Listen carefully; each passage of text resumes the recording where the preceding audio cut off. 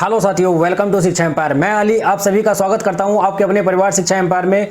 तो साथियों, जैसा कि आप सभी को पता है कि सीडीपी की जो हम शुरुआत किए हुए हैं उसमें लर्निंग का चैप्टर हम पढ़ रहे हैं और लर्निंग का चैप्टर को आगे बढ़ाते हुए आज हम लर्निंग के चैप्टर का बहुत मोस्ट इंपॉर्टेंट टॉपिक शुरू करने जा रहे हैं, जिसका नाम है लर्निंग डिसेबिलिटी, या हिंदी में उसको कहते हैं अधिगम निर्योग्यता। निर्योग्यता का मतलब क्या होता है? योग्यता तुम समझते हो ना, योग्यता का ही उल्टा होता है निर्योग्यता, यानी कि किसी भी काम को करने में वो निर्योग्य है, योग्य नहीं निर्योग्य है।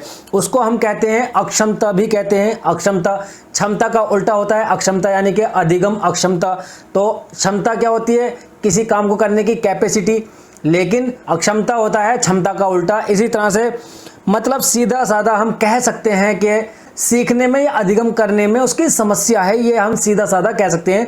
समस्या कितने प्रकार की होती हैं वो भी हम आगे देखेंगे, क्या क्या उनकी विशेषताएं हैं वो भी सब देखेंगे, एक एक पॉइंट पर डिस्कस करते हुए चलेंगे। तो ज़्यादा से ज़्यादा अपने दोस्तों तक इस क्लास को जल्द से जल्द शेयर करो। जितने तुम्हारे दोस्त हैं, मित्र हैं, सखा संबंधी हैं, सभी के पास तक इस क्लास को शेयर करो ताकि उनको भी पता चल सके कि कितने आसानी से, कितने अच्छे से डिटेल में फ्री ऑफ कॉस्ट पढ़ाया जा रहा है। ठीक है, कुछ बच्चे होते हैं कि यार वो बैच खरीद लेते हैं, कुछ बच्चे होते हैं कि बैच नहीं खरीद पाते हैं। तो उन सभी के लिए, ये दोनों के लिए, बैच खरीदने वालों के लिए भी, बैच ना खरीदने वालों के लिए भी, दोनों के लिए क्लास उपयोगी होने वाली है। जो खरीदने वाले हैं उनको भी ज़रूरत नहीं है खरीदने की, इतने अच्छे से डिटेल में बिल्कुल आपको पढ़ा दिया जाएगा। ठीक है, पॉइंट टू पॉइंट लिख लिख कर यहाँ तुमको बताया जाएगा। बस ईमानदारी आपकी इतनी होनी चाहिए कि पूरी ईमानदारी के साथ आपको क्लास लेनी है, पूरी ईमानदारी के साथ क्लास लेनी है और ईमानदारी के साथ ही आपको नोट्स बनाते रहना है, क्योंकि नोट्स जो होते हैं वो बिल्कुल सफलता की कुंजी होते हैं। क्योंकि जब हमारा एग्जाम नज़दीक होता है तो उस समय हमारे पास क्लास को दोबारा रिपीट करके देखने का वक्त नहीं होता है। वक्त जितना एक क्लास को रिपीट करके तुम्हें देखने में लगेगा उतने में तुम 2 से 3 चैप्टर अपने नोट्स के बने हुए कवर कर सकते हो। तो फायदा किसमें है? नोट्स में। अभी तुमको ऐसा लगेगा यार कि नोट्स बनाओ इतना टाइम लगेगा, लेकिन टाइम अभी लगेगा, अभी तुम्हारे पास समय है। तो हर चीज़ को धीरे धीरे धीरे धीरे लेके चलो ना, जल्दबाजी में कुछ नहीं होता, जल्दबाजी में कुछ नहीं होता। अभी तुम्हारे पास एग्जाम नज़दीक नहीं है और एग्जाम की जो तैयारी होती है उसी वक्त होती है जब एग्जाम हमारे पास नज़दीक नहीं होता है। ठीक है, जब नज़दीक होता है उस समय सिर्फ प्रैक्टिस होती है, एग्जाम की तैयारी नहीं होती है। ठीक है, एक एग्जांपल मैं हमेशा कहता हूं कि युद्ध की तैयारी उस वक्त नहीं होती जब तुम्हारा शत्रु तुम्हारे दरवाजे के सामने खड़ा होता है। युद्ध की तैयारी उस वक्त की जाती है जब तुम्हारा कोई भी शत्रु या कोई भी दुश्मन नहीं होता। ठीक है, मतलब मान के चलो तुम्हारा दुश्मन तुम्हारे दरवाजे के सामने खड़ा है कि अब आज खोल गेट, तो ये देख लूंगा, ये कर लूंगा, वो कर लूंगा। तो अंदर से तुम क्या ये सोचोगे, मैंने यार गेट बाद में खोलना है, पहले थोड़ी सी तैयारी कर लेनी है युद्ध के लिए, उससे लड़ने के लिए। नहीं, ऐसा नहीं करना है इतने में तो। ठीक है, आगे खुद समझदार हो तुम, क्या हो सकता है। तुम्हें तो ऐसा होना चाहिए कि गेट खोलो और बस अपने युद्ध को धनाशाही कर दो। वैसा ही एक एग्जांपल मैं तुम्हें बता रहा हूं कि एग्जाम की तैयारी भी उस वक्त की जाती है जब कोई एग्जाम नज़दीक नहीं होता। तो अभी तुम्हारे पास एग्जाम नज़दीक नहीं है तो अच्छे से तैयारी कर लो, नोट्स बनाते रहो। ठीक है, आगे आज हम शुरू करते हैं, अपना बहुत इंपॉर्टेंट टॉपिक है, बहुत अच्छे से पढ़ेंगे। जो आज बच्चे हमसे नए जुड़े हैं उनसे रिक्वेस्ट है कि क्लास को अपनी शेयर करते रहें और अपने परिवार से, शिक्षा एम्पायर परिवार से जुड़ना बिल्कुल ना भूलें। ठीक है, तो शुरू करते हैं लर्निंग डिसेबिलिटी। एबिलिटी नहीं, डिसेबिलिटी। अभी इसके अंदर क्या क्या होता है देखो, सबसे पहले क्या है पता है? ये होता है एब्सेंस ऑफ लर्निंग एबिलिटी। मतलब क्या है? एब्सेंस मतलब अनुपस्थिति, सीखने की क्षमता में अनुपस्थिति है। ठीक है, सीखने की क्षमता में अनुपस्थिति होती है, यह समस्या होती है सीखने में। तो इसमें आज हम देखेंगे, एक एक करके स्लाइड देखें। स्लाइड में लगा लेता हूं। ठीक है, तो देखो यहां हमारी पहली स्लाइड है। हमारी क्या स्लाइड है? देखो, लर्निंग डिसेबिलिटीज या अधिगम अक्षमता या निर्योग्यता। अक्षमता है ना, क्षमता का जो उल्टा होता है अक्षमता, और निर्योग्यता योग्यता का निर्योग्यता हो जाएगा।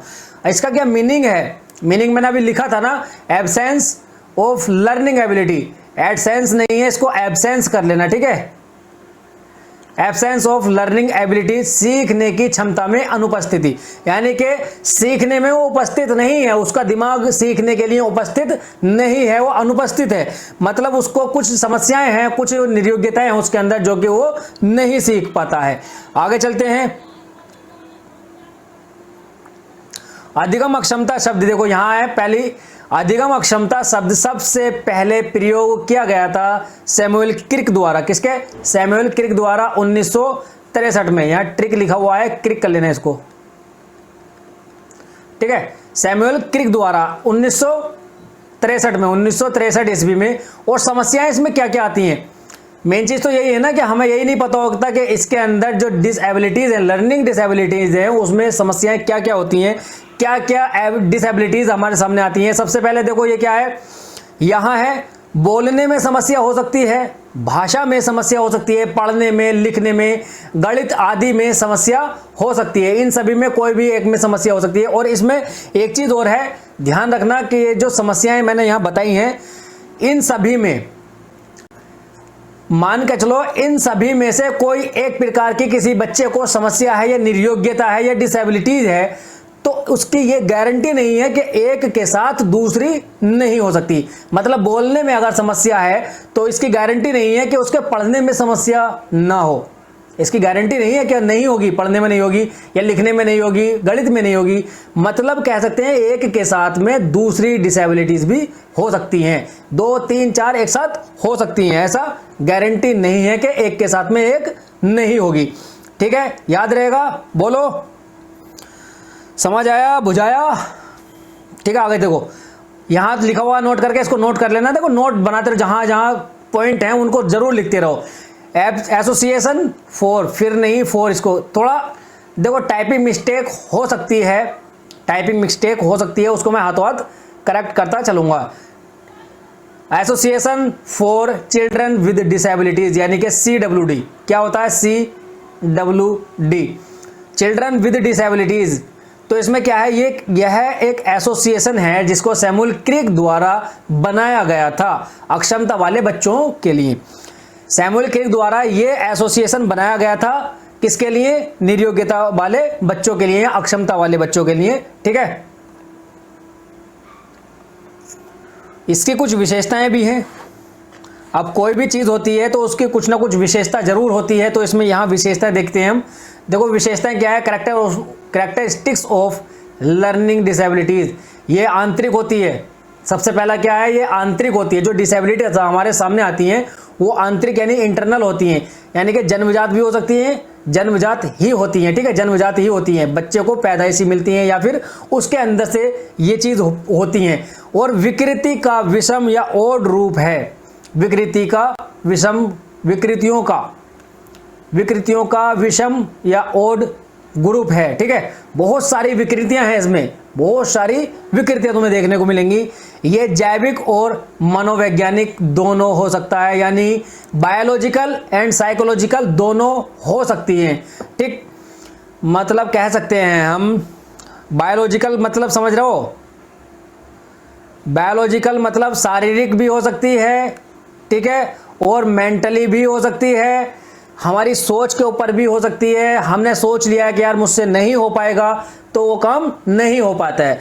मैं एक मेंटलिटी ऐसी बना लूँ अपने अंदर किसी काम को लेकर के, यार मैं ये काम नहीं कर पाऊंगा, तो पॉसिबिलिटी उसमें ज़्यादा है, 95% पॉसिबिलिटी है कि मैं उस काम को कर ही नहीं पाऊंगा, मैं उस काम को कर ही नहीं पाऊंगा। अगर मैंने मेंटलिटी अपनी ऐसी बना ली है किसी भी काम के लिए, किसी भी काम को ऐसी सोच बना ली है मैंने कि मुझसे नहीं हो पाएगा, तो पॉसिबिलिटी ये है कि 95%, क्या थोड़ा उससे ज़्यादा भी हो सकता है कि 95% ऐसा हो सकता है, संभावित है कि मैं उस काम को कर ही नहीं पाऊंगा, क्योंकि मेरी सोच पहले से उसके लिए बनी हुई है, ठीक। हम जिस काम के लिए सोच बना लेते हैं वही चीज़ हमसे बहुत आसानी से हो पाती है। आगे चलते हैं। अब यहाँ है देखो सब लर्निंग डिसेबिलिटीज, यहाँ है कुछ डिसेबिलिटीज हैं जो कि यहाँ देखने को मिलती हैं इस चैप्टर में, इन्हीं से क्वेश्चन आते हैं। डिसलेक्सिया, डिसग्राफिया, अग्राफिया, डिस्कैलकुलिया, हाइपरलेक्सिया और डिस्प्रैक्सिया, अप्रैक्सिया, अफेजिया, ऑटिज्म। अभी यहाँ लिखी हुई है एक साथ में दो और इससे अलग में आगे चलते हैं, उनको एक एक करके देखेंगे क्या क्या किसके बारे में क्या कहा गया है। ठीक है, क्या उसकी पहचान है, क्या उससे संबंधित क्वेश्चन बन सकता है। ठीक है, देखो सबसे पहली हमारी डिसलेक्सिया, सबसे पहली है हमारी डिसलेक्सिया। क्या है? डिसलेक्सिया।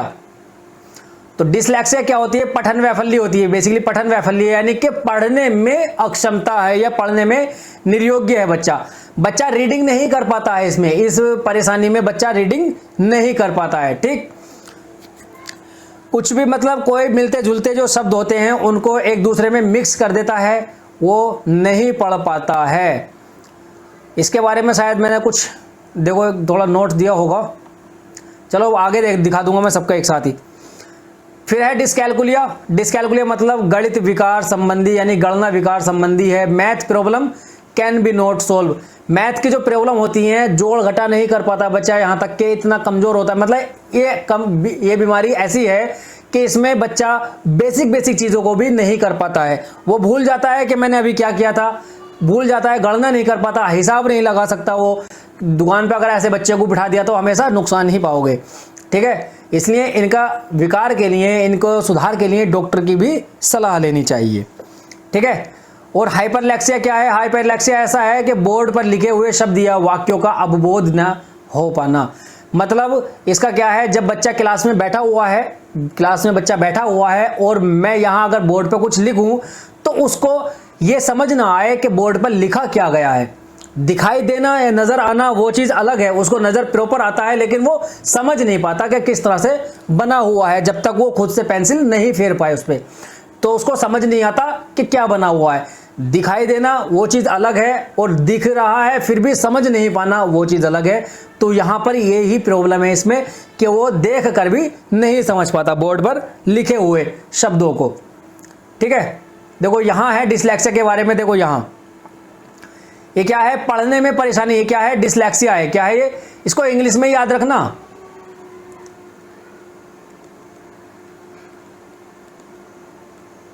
ठीक है, इंग्लिश में याद रखना। हिंदी में भी तुम्हें पेपर में इस तरह से दिखाई देगा लिखा हुआ। तो देखो यहां है ना, देखो डिसलेक्सिया, इसी तरह से तुम्हें हिंदी में भी लिखेगा मिलेगा। कभी कभी दे सकता है तुम्हें पठन वैफल्य। क्या? पठन वैफल्य। लेकिन पठन वैफल्य बहुत कम देता है। देता क्या है? डिसलेक्सिया देता है हिंदी में। अब यहां देखो पढ़ने में परेशानी से पता लगने वाला सीखने का दोष है। पढ़ने से पता लगने वाला सीखने का दोष है। वाक विकार यानी डिसलेक्सिया सामान्य दृष्टि और बुद्धि वाले बच्चों में होता है। सामान्य बुद्धि जिसकी होती है। ठीक है, और बहुत ही सामान्य यानी कि हर साल 1 करोड़ से ज्यादा मामले भारत में सामने आते हैं। ये गूगल रिपोर्ट है, मैंने वहाँ से सीधा स्क्रीनशॉट लेकर तुम्हें समझाने के लिए दिया है। और इलाज से लाभ हो सकता है, इलाज से लाभ हो सकता है लेकिन इसे ठीक नहीं किया जा सकता।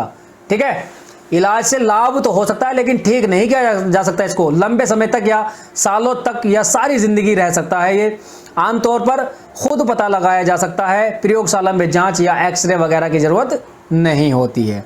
ठीक है, ये सामान्य क्या है? डिसलेक्सिया के बारे में तुम्हारी कुछ जानकारी है। ठीक है, अब आता है दूसरा, क्या था हमारा? डिस्कैलकुलिया था। अब डिस्कैलकुलिया क्या है? देखो वह सामान्य अंकों को भी सही से नहीं जोड़ पाता। 2 + 2 4 भी नहीं कर पाता, इतना होता है। ठीक है, 2 + 2 अगर तुम्हें बोल दोगे तो ऐसे 1 2 3 1 2 1 2 2 और 2 क्या हो जाएंगे? 4। इस तरह से करता है वो। तो क्या है, और कभी कभी इनको भी नहीं कर पाता वो, तो इसमें डिस्कैलकुलिया बोला जाता है इसको। ठीक है, गणना संबंधी विकार। ठीक है, वह यह भी बता नहीं पाता कि 6 बड़ा है या 8। जबकि अंकों को जोड़ने घटाने की बात आती है बच्चा बहुत घबरा जाता है और उसे एंजाइटी होने लगती है। एंजाइटी मतलब घबराहट होने लगती है, वो होने लगती है। सामान्य जोड़ घटा गुणा भाग उसे समझ में नहीं आता है। ठीक है, ये क्या है हमारा? डिस्कैलकुलिया। कैलकुलिया, इसमें क्या लिखा हुआ? कैलकुलिया। कैलकुलिया देखो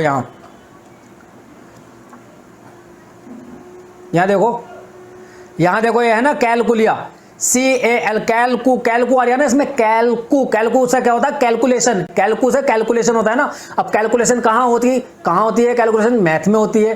गणित में होती है ना, तो वहीं से तुम पता लगा सकते हो कि डिसकैलकुलिया अगर है तो क्या होगा हमारा कैलकुलेशन संबंधी विकार यानी गणना विकार या मैथ रिलेटेड प्रॉब्लम्स। ठीक, आगे चले। अब देखो डिस्ग्राफिया है। डिस्ग्राफिया क्या होता है? अब डिस्ग्राफिया देखो, ग्राफ इसमें आ रहा है, ग्राफ। अब ग्राफ क्या होता है? चित्र बनाना। ग्राफ क्या होता है? चित्र बनाना, चित्रांकन करना। छोटी क्लास में चित्र बनाने को भी, बच्चों को छोटी क्लास में चित्र बनाने को भी लिखने के समान माना जाता है। तो इसलिए यहां इसका क्या होगा? डिस्ग्राफिया का लेखन संबंधी विकार। क्या हो जाएगा? लेखन संबंधी विकार। और अब डिस्प्रैक्सिया, डिस्प्रैक्सिया लेखन व चित्रांकन में समस्या, ये भी वही है, चित्रांकन या लेखन में। ठीक है। और अप्रैक्सिया ये थोड़ा सा अलग है, शारीरिक समस्या। इसमें थोड़ा सा एक चीज देख लेना, अगर अप्रैक्सिया दिया हुआ है और ऑप्शन में शारीरिक समस्या भी है और लेखन संबंधी विकार भी है, तो क्या लगाओगे? क्या लगाओगे? सबसे पहले शारीरिक समस्या लगाओगे। क्यों? क्योंकि शारीरिक समस्या होती है। और शारीरिक समस्या के अंदर क्या क्या आता है इसमें? देखो यहां लिखने में और सूक्ष्म गति कौशल में। सूक्ष्म गति कौशल मैंने तुम्हें पढ़ाया था ना ग्रोथ एंड डेवलपमेंट में कि सूक्ष्म गति कौशल कौन से होते हैं? हमारे छोटी छोटी मांसपेशियों का जब विकास होता है तो छोटी छोटी मांसपेशियों से क्या होता है? हमारे उंगलियों से लिखने का ही काम होता है। तो इसलिए कहा गया है लेखन या सूक्ष्म गति कौशल ये होता है। ठीक है। तो एक तो होता है सूक्ष्म गति कौशल, दूसरा होता है स्थूल गति कौशल जिसको ग्रॉस मोटर स्किल बोला जाता है, इसको फाइन मोटर स्किल बोलते हैं। ठीक है। ये ग्रोथ एंड डेवलपमेंट में अच्छे से पढ़ाया हुआ है। ठीक है, आगे चलते हैं। अब यहां देखो डिस्ग्राफिया के बारे में लक्षण क्या है इसके? पठनीय होते हैं। ठीक है, पठनीय होते हुए भी कॉपी करने में अत्यधिक श्रम का प्रयोग करना पड़ता है। मतलब पठनीय यानी कि पढ़ तो सकते हैं यानी पढ़ने लायक तो है, लेकिन पढ़ने लायक होते हुए भी वो अत्यधिक यानी कि जो कॉपी करते हैं हम, नकल उतारते हैं, उसमें अत्यधिक प्रयोग करना पड़ता है। देखो लेखन सामग्री पर कमजोर पकड़, उसे कागज के बहुत पास से पकड़ना, यानी कि जैसे पेंसिल हमने पकड़ रखी है तो कागज के बहुत भाग इस तरह से, मतलब उसके निब को, पेंसिल की निब को बिल्कुल छुपा लेते हैं और इस तरह से करते हैं तो नहीं लिखा जाता अच्छे से। अच्छे से कब लिखा जाएगा? जब थोड़ा सा दूरी से पकड़ोगे, तो बहुत अच्छे से लिखा जाता है। अपूर्ण अक्षर या शब्द लिखना, जैसे पढ़ती को पति इस तरह से लिख देता है, पढ़ती को पति लिख देता है। अभिनव को अनव लिखना। अपठनीय हस्तलेख, लाइनों के ऊपर नीचे लिखना, शब्दों के बीच अनियमितता स्थान छोड़ना। तो ये क्या है? लेखन संबंधी, यानी कि इसको कह सकते हैं डिस्ग्राफिया। क्या? डिस्ग्राफिया। अब आता है अग्राफिया। अग्राफिया क्या है? अग्राफिया भी जब बच्चे को दूसरी भाषा में दिक्कत हो, मान के चलो हिंदी भाषी कोई बच्चा है और उसको आंग्ल भाषी यानी कि अंग्रेजी भाषी क्लास में बैठा दिया, तो वो उसमें जो अंग्रेजी भाषा है उसको समझने में उसको दिक्कत होती है। दिक्कत नहीं, बहुत ज्यादा दिक्कत होती है। दिक्कत तो सबको होती है, वो समझ ही नहीं पाता है। कोई तो बच्चे को दिक्कत होती है, कुछ दिनों में समझ जाता है, कुछ ज्यादा दिनों में समझ जाता है, लेकिन इस प्रकार के जो बच्चे होते हैं अग्राफिया वाले, वो सीख ही नहीं पाते हैं दूसरी भाषा को। ठीक है। क्या थोड़ा तेजी से लग रहा है ना? देखो थोड़ा तेजी से मैं इसलिए चल रहा हूं कि इन जो ये टॉपिक है इसको सिर्फ ये याद करने वाला टॉपिक है। जितनी भी डिसेबिलिटीज हैं इनसे अलग कुछ पूछा नहीं जाता। डिसेबिलिटी पूछ लेगा, बस क्या पूछता है? नाम दे देगा, उससे रिलेटेड कोई विशेषता बता देगा, तो इस तरह से या विशेषता बता देगा, कह देगा कि किसका उदाहरण है, इस तरह से होता है। बस ये याद करने की चीजें हैं, इसलिए थोड़ा तेजी से मैं चल रहा हूँ आज। ठीक है, जल्दी कर देंगे, ज्यादा समय नहीं लगाना, क्या फायदा। ठीक, आगे चलते हैं। अफेजिया है। अफेजिया मतलब मौखिक भाषा में समस्या। जिस बच्चे को यह समस्या होती है वह अपने विचारों को प्रकट करने व बोलने में समस्या होती है। ठीक है। तो अब यहां देखो, मैं यहां बोल रहा हूं, थोड़ा तेज बोल रहा हूं आज। हो सकता है कुछ बच्चे की जो एबिलिटी होगी वो क्या है, कैचिंग पावर थोड़ी स्लो होगी, तो हो सकता है वो मेरी जो स्पीड है आज बोलने की उसको कम कैच कर पा रहा हो। और हो सकता है किसी बच्चे की कैचिंग पावर थोड़ी ज़्यादा होगी, मैं उसके हिसाब से कम बोल रहा हूं तो उसको भी कम समझ आएगा। ठीक है, वो भी मेरी बात को कम कैच कर पाएगा, कम समझ पाएगा। तो इसमें क्या होता है, मौखिक बोलने की बातों को भी कम कैच कर पाना, वो क्या होता है, अफेजिया होता है। ठीक है। ओटिज्म क्या होता है, एक ही शब्द को बार बार दोहराना, जैसे बच्चा होता है ना, एक ही शब्द को बार बार दोहराते रहते हैं, उसको हकलाना भी कभी कभी बोला जाता है। हकलाना यह एक मेंटल हेल्थ है, और इसको ध्यान रखना, ये जो बीमारी है ये 3 वर्ष के बाद देखने को मिलती है। 3 वर्ष से पहले ये समझ ही नहीं आती है, ठीक है। जब बच्चा 3 साल का हो जाता है तब समझ आता है कि इसको ऑटिज्म है। 9 हो गई हमारी। 10 है सेरेब्रल पैल्सी, इसको मस्तिष्क पक्षाघात बोला जाता है, और इसको एक और नाम बता दूं तुम्हें आसानी वाला, इसको बोला जाता है, ठीक है, सबसे आसान वाला नाम ये है इसका, लकवा बोला जाता है, ठीक है। मस्तिष्क पक्षाघात जन्म से या जन्म के बाद भी हो सकता है। कभी कभी ऐसा होता है कि जब बच्चा जन्म लेता है तो जन्म के समय से ही उसमें पहले से ही लकवे के लक्षण दिखाई देते हैं, और कभी कभी ऐसा होता है कि बाद में भी हो सकता है किसी टेंशन की वजह से, या जो हमारे खान पान है या एक्टिविटीज़ वो करते हैं बहुत कम, ये होता है पता क्या, खान पीन जो हमारा ऐसा है, खान पान जो हमारा इस तरह का चल रहा है आजकल, और पड़े रहना, एक्टिविटी ना करना, एक्सरसाइज ना करना, उससे बहुत असर पड़ता है, ठीक है।